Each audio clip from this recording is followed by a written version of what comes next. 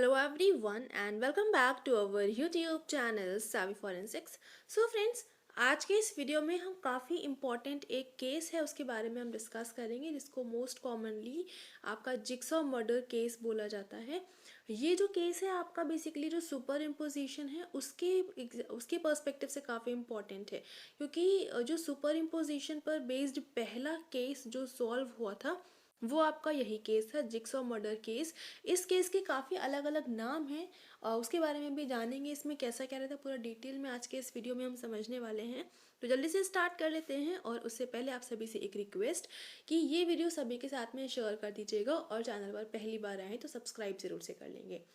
अभी यहाँ पर अगर हम बात करें कि ये जो आपका केस है बेसिकली इसको किस किस नाम से हम जानते हैं, तो आपका एक तो आ जाता है रक्सटन मर्डर केस, दूसरा नाम आता है आपका बॉडीज अंडर द ब्रिज, और तीसरा नाम आता है आपका जिक्सॉ मर्डर्स।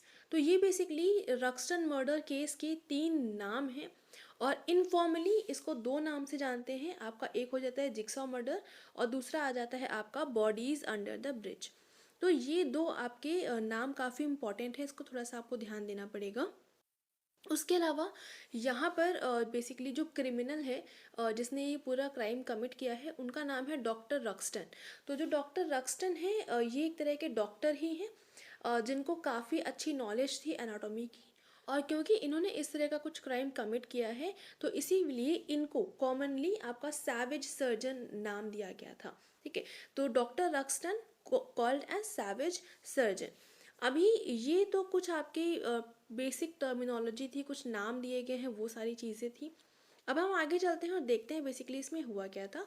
तो 29 सितंबर 1935 में दो डेड बॉडीज़ मिली, बेसिकली दो डिसमेंबर्ड डेड बॉडीज़ मिली थी। और ये कहाँ पर मिली थी? स्कॉटलैंड में एक टाउन है, स्मॉल टाउन है मोफैट।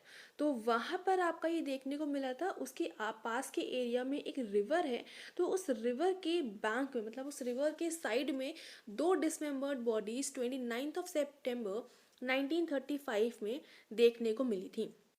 ये जो डेड बॉडीज़ थी यहाँ पर बेसिकली मिला क्या क्या था एज एन एविडेंस? दो स्कल्स मिले थे, और जब फर्दर इन्वेस्टिगेशन करी गई तो कुछ बॉडी के पार्ट्स भी देखने को मिले थे। और ये जो बॉडी पार्ट्स देखने को मिल रहे थे ये किसी ना किसी क्लॉथ पीस में, क्लॉथ मटेरियल्स में, न्यूज़पेपर में, बेड शीट्स में, पिलो के कवर्स में, तो ये सारी चीज़ों से रैप्ड आपके बॉडी पार्ट्स मिल रहे थे।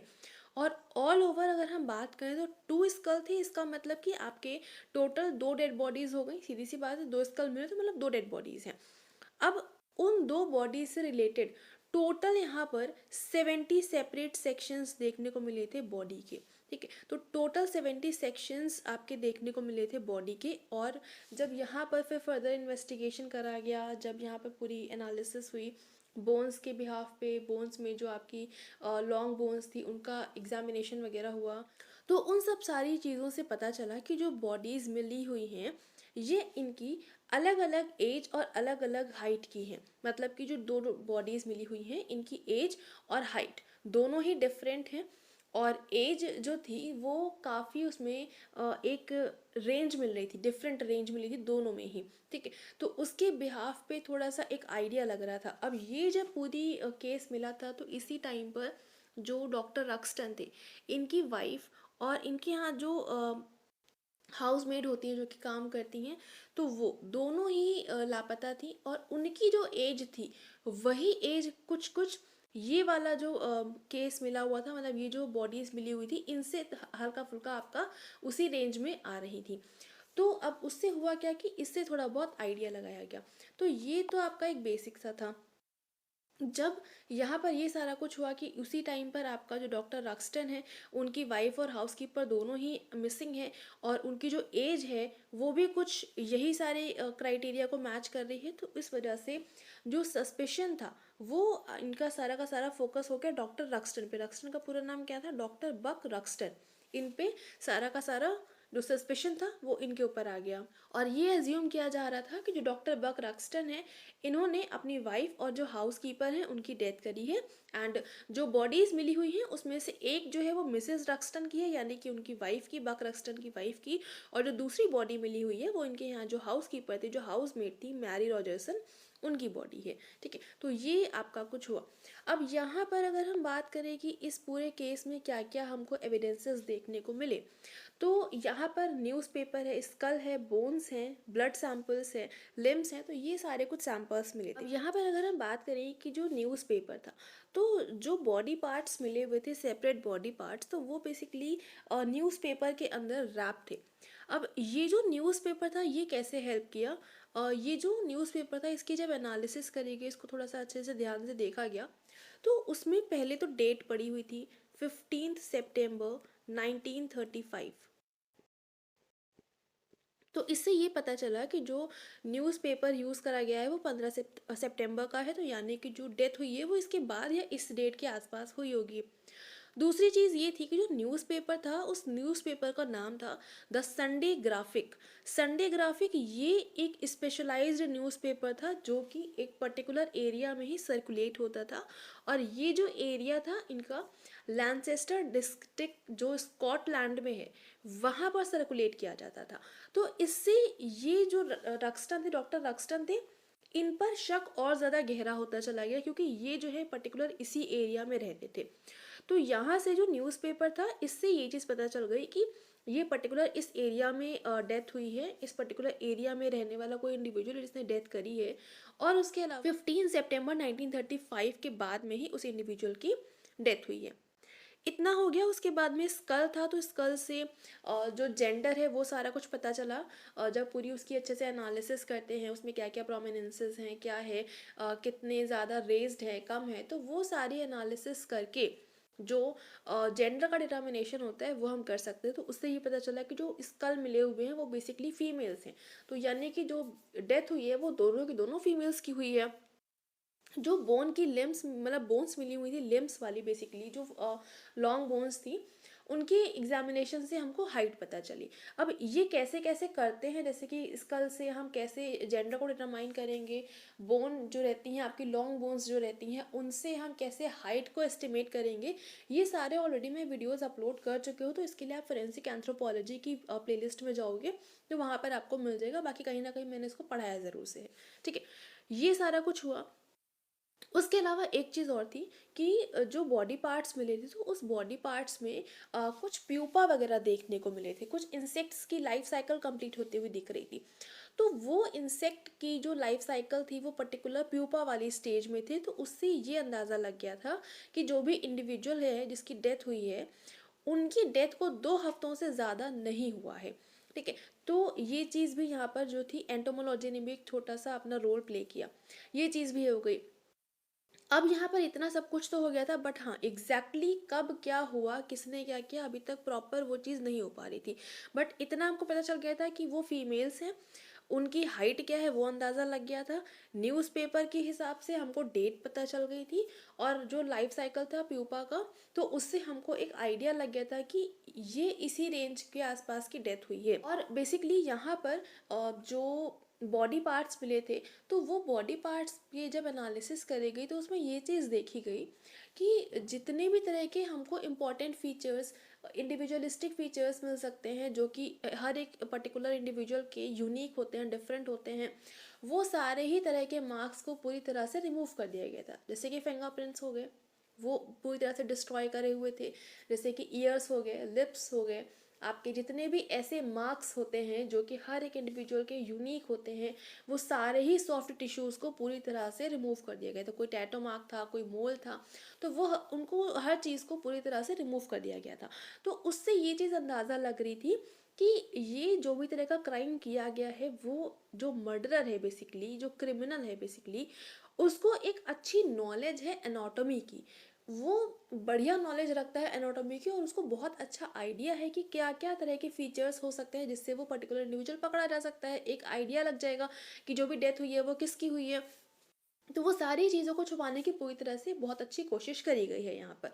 तो ये सारी चीज़ों से ये भी पता चल गया कि जो इंडिविजुअल है जिसने कि क्राइम किया हुआ है वो एक डॉक्टर हो सकता है, ठीक है। तो ये भी एक इंडिकेशन जा रहा था डॉक्टर बक रक्सटन की तरफ। तो ये सारे काफ़ी सारे फीचर्स मिल रहे थे, काफ़ी सारे इंफॉर्मेशन मिल रही थी, जो कि आपका यही इंडिकेट कर रहा था कि जो बॉडीज़ मिली हुई हैं हमको, वो मिसेस रक्सटन एंड जो हाउसमेट थी उनकी है, और ये जो क्राइम है ये डॉक्टर बक रक्सटन ने किया हुआ है। ठीक है। अब यहाँ पर हुआ क्या, बट ये सारी चीज़ें थी, अच्छी चीज़ें थी, मिल रहा था काफ़ी कुछ था, बट हाँ एग्जैक्टली हम ये नहीं कह पा रहे थे कि कैसे, मतलब ये जो है, मतलब प्रॉपर हमको प्रूफ नहीं मिल पा रहा था। तो उस प्रूफ के लिए क्या किया गया, जो स्कल मिले हुए थे उस स्कल का सुपर इम्पोजिशन करने की टेक्निक यहाँ पर फॉलो करी गई। और ये एक ऐसा केस है जो कि पहला ऐसा केस था जहाँ पर सुपर इम्पोजिशन को यूज़ किया गया था। तो सुपर इम्पोजिशन की हेल्प से फर्स्ट टाइम कोई भी केस जो सॉल्व हुआ है वो यही है आपका रक्सटन मर्डर केस, जिसको कि हम जिक्सॉ मर्डर्स भी कहते हैं and bodies under the bridge भी बोलते हैं। ठीक है। अब यहाँ पर हुआ क्या, जो विक्टिम था उसकी जो एंटीमॉर्टम फोटोज थी वो एक लोगों के पास अवेलेबल थी, और वो कौन थे, जॉन ग्लेस्टर। जॉन ग्लेस्टर जो कि फोरेंसिक मेडिसिन के प्रोफेसर थे ग्लासगो यूनिवर्सिटी में। उनके पास जो विक्टिम्स थे, यानी कि जो बॉडीज़ थी जिनका आइडिया लग रहा था कि हाँ शायद ये लोग होंगे, तो उनकी एंटीमॉर्टम फोटोज़ काफ़ी कुछ अवेलेबल थी। तो उनकी हेल्प से जॉन ग्लेस्टर ने ट्राई किया कि थोड़ा सा इनका सुपर इम्पोजिशन किया जाए। यहाँ पर जो बेसिक डिफ़िकल्टी आ रही थी इस टेक्निक को फॉलो करने में, वो ये था कि यहाँ पर हम एक स्कल का सुपर इम्पोजिशन कर रहे थे एक प्रॉपर पिक्चर से, एक इमेज से, जहाँ पर जो सॉफ्ट टिश्यूज़ हैं वो भी अवेलेबल थे। तो हमको उतना अंदाज़ा यहाँ पर नहीं लग पा रहा था, तो ये करने में थोड़ा सा दिक्कत आ रही थी, क्योंकि फर्स्ट टाइम करते तो उतना आइडिया भी नहीं था। अब यहाँ पर हुआ क्या, फॉर्चुनेटली इस केस में जो मिसेस रक्सटन थी उनकी कुछ रिसेंट में ही कुछ फोटोग्राफ्स वगैरह क्लिक करी गई थी, जो उसमें टियारा वगैरह था। तो टियारा और सेम गाउन का यूज़ करते हुए पोस्टमार्टम फ़ोटो से उसको पूरा थोड़ा सा मैच करने की कोशिश करी। जो एंटीमार्टम एंड जो पोस्टमार्टम फ़ोटोज़ हैं उन दोनों को सुपर इम्पोज करने की कोशिश करी गई। प्रॉपर जो टियारा की पोजीशनिंग थी, जो उनका फेशियल स्ट्रक्चर था, तो उसको थोड़ा सा फोकस करते हुए, ध्यान देते हुए, हर एक पॉइंट टू पॉइंट को मैच करते हुए कि कौन सा पॉइंट कहाँ पर हो सकता है, कहाँ पर नहीं हो सकता है, तो वो हर एक माइन्यूट पॉइंट का ध्यान देते हुए एक फेशियल फोटोग्राफ का एक स्कल से सुपर इम्पोजिशन कराया गया।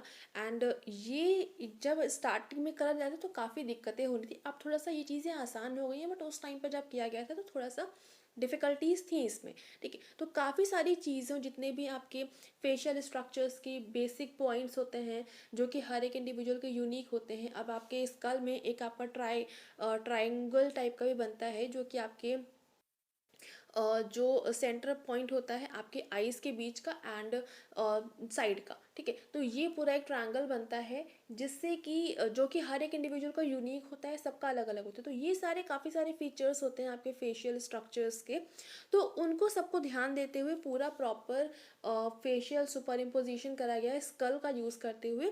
और उससे ये चीज़ पता चली कि जो स्कल एक मिला हुआ है वो मिसेस रक्सटन का है। अब जब यहाँ पर हमको एक चीज़ पता चल गई कि जो एक स्कल है वो तो हमको पता चल चुका है कि ये मिसेस रक्सटन का है, पूरा हर एक अच्छी तरह से मैच हो रहा है। उसके बाद में जो दूसरा स्कल था वो उनकी जो हाउसमेट थी उनके फोटोग्राफ से मैच कराया गया, तो वो भी प्रॉपर अच्छे से मैच कर गया। तो अब इससे ये पता चल गया कि जो डॉक्टर बक रक्सटन है उनकी वाइफ और उनकी हाउसमेट जो बॉडीज़ मिली हुई हैं वो उन्हीं दोनों की हैं। अब यहाँ पर पूरी तरह से सारा जो भी शक था वो डॉक्टर बक रक्सटन के ही ऊपर जा रहा था, क्योंकि बहुत सारे एविडेंसेस थे जो कि उन्हीं को इंडिकेट कर रहे थे। अभी आगे चलते हैं और यहाँ पर आप देख सकते हो कि ये जो बेसिकली सुपर इम्पोजिशन करा गया था फेशियल इमेज का स्कल के साथ में, वो किस तरह से किया गया था। ठीक है। यहाँ पर जैसे कि ये आपका ये इनका टियारा है, इस टियारा की पोजीशन स्कल के ऊपर प्रॉपरली अच्छे से रखा गया, देन मार्किंग वगैरह करा गया। उसके बाद में ये जो इनका फेशियल इमेज थी और ये जो स्कल थी दोनों को सुपर इम्पोज कराया गया, और ये पूरा देखा गया कौन कौन से जो मार्क्स है वो प्रॉपर मैच हो रहे हैं कि नहीं हो रहे हैं। तो इस बेस पे ये जो है इनका स्कल था बहुत अच्छी तरह से फेशियल इमेज के साथ में आपका प्रॉपर मैच हो रहा था। तो इससे ये आपका कंफर्म हो गया था कि एक जो स्कल है इनका मिसेस रक्सटन का है। फिर फर्दर दूसरे के साथ में जो इनकी हाउसमेट थी उनका मैच कराया गया था, वो भी प्रॉपर आपका अच्छे से मैच हो गया था। ठीक है। तो इससे ये हुआ कि आपका फाइनल हो गया कि जो बक रक्सटन है उनकी वाइफ और उनकी हाउसमेट जो है दोनों थी, उन्हीं की डेड बॉडीज़ मिली हुई हैं। एंड बाकी जो बाकी के एविडेंसेस मिल रहे थे जो कि इंडिकेट कर रहे थे कि जो बक रक्सटन है उन्होंने मर्डर किया हुआ है। अब यहाँ पर पूरा लिखा हुआ है, जो कुछ मैं आपको ऑलरेडी बता चुकी हूँ कि जितने भी फिंगरप्रिंट्स हैं, ईयर्स हैं, और जितने भी तरह के आइडेंटिफाइड पार्ट्स थे बॉडी के, वो सारे के सारे पूरी तरह से रिमूव कर दिए गए थे। तो इससे पूरा मेडिकल बैकग्राउंड वाला क्रिमिनल का लग रहा था। तो इससे ये पता चल रहा था कि डॉक्टर बक रक्सटन हैं जिन्होंने ये पूरा क्राइम कमिट करा है। एंड जितने भी सॉफ्ट टिश्यूज़ थे उन सबको रिमूव कर दिया गया था। एंड उसको पार्सल्स में अलग अलग लोकेशंस पे ये पूरा डाला गया था। तो ये पूरा इंडिकेशन था डॉक्टर बक रक्सटन की तरफ। अब जब फर्दर इन्वेस्टिगेशन वगैरह के बाद में जब ट्रायल हुआ तो वहाँ पे जो बक रक्सटन थे उनको डेथ पनिशमेंट दी गई थी। ठीक है। अब इसके बाद में क्या हुआ, ये तो पूरा हो गया आपका केस के बारे में। अब यहाँ पर अगर हम बात करें, ये जो सुपर इम्पोजिशन टेक्निक थी, इसमें कुछ रिसेंट टाइम्स में काफ़ी सारे एक्सपेरिमेंटेशन करे गए इस पर्टिकुलर टेक्निक में, और बहुत कुछ नया नया कुछ देखा गया है। इसके बाद में हुआ क्या, यहाँ पर जो नई टेक्निक हुई है वो टेक्निक ये है। एक साइंटिस्ट हैं टाडो फ्यूरे, तो इन्होंने क्या किया है, इस सिस्टम में एक लार्ज फ्रंट जो फॉर्मेट कैमरा होता है उसका यूज़ किया, फ्रंट सरफेस मिरर का यूज़ करा, एंड एक बीम स्प्लिटर का यूज़ करा, जिसको कि हम पार्शियल मिरर भी कह सकते हैं, जो कि सुपर इम्पोजिशन को क्रिएट करता है।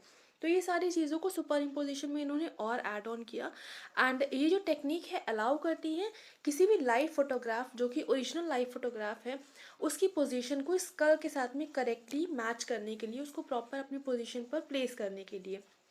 तो ये सारा कुछ जो नई मॉडिफिकेशंस वगैरह करी गई हैं, इसका क्रेडिट जो है साइंटिस्ट को जाता है, उनका नाम है टैडो फ्रूरे। ठीक है। अब ये जो है एक फोरेंसिक एंथ्रोपोलॉजिस्ट हैं जो कि US army central identification laboratory में काम करते होंगे। ठीक है। तो ये चीज़ हो गई। उसके बाद में यहाँ पर यही जो साइंटिस्ट हैं इन्होंने एंटीमॉर्टम डेंटल एक्सरे का भी यूज़ करा है, जिसमें कि जो मैक्सिला होता है, आपका जो मैक्सिला वाला पार्ट होता है, जो कि टीथ वाला लोअर टीथ का पार्ट होता है जिसमें आपके मैक्सिला रहता है, तो उसका एक्सरे करके, जिसमें कि टीथ्स अवेलेबल नहीं है, तो उसका एक्सरे एंटीमॉर्टम फोटोज़ के साथ में मैच करके उसका भी एग्जामिनेशन वगैरह करने के लिए इन्होंने टेक्निक नई दी थी। और इसके अलावा कुछ जो फोरेंसिक ओडोंटोलॉजिस्ट होते हैं वो इस टेक्निक को काफ़ी ज़्यादा यूज़ करते हैं, क्योंकि ये जो है जो पोजीशन होती है टीथ की, उसके स्ट्रक्चर की, वो काफ़ी अच्छे से इंडिकेट कर देती है। तो यहाँ पर जो एंटीमॉर्टम डेंटल एक्सरे होता है, जहाँ पर कि टीथ नहीं है मैक्सिला में, तो ये काफ़ी हेल्प करता है ये पर्टिकुलर टेक्निक सुपर इम्पोजिशन वाली। तो ये सारे कुछ इंपॉर्टेंट पॉइंट्स थे इसमें, उम्मीद करती हूँ आपको समझ में आ गए होंगे। बाकी जो केस है वो भी काफ़ी अच्छा केस है, वो भी आपको अच्छे से समझ में आया होगा। एंड अभी यहाँ पर इस वीडियो को करते हैं एंड। फिर भी कोई डाउट है, कोई क्वेश्चन है, कोई क्वेरी, आप लोग पूछ सकते हो। बाकी फेसबुक इंस्टाग्राम ये सारे लिंक आपके सामने हैं, यहाँ पर आप हमसे कांटेक्ट कर सकते हैं। वीडियो पसंद आ रहा है तो लाइक ज़रूर से कर देंगे, अपने फ्रेंड्स के साथ में शेयर कर देंगे ताकि उन तक भी ये वीडियो पहुँच सके। चैनल पर पहली बार आए हैं तो सब्सक्राइब जरूर से कर लेंगे, बेल आइकन प्रेस कर लेंगे for daily updates. And thank you so much for joining me here.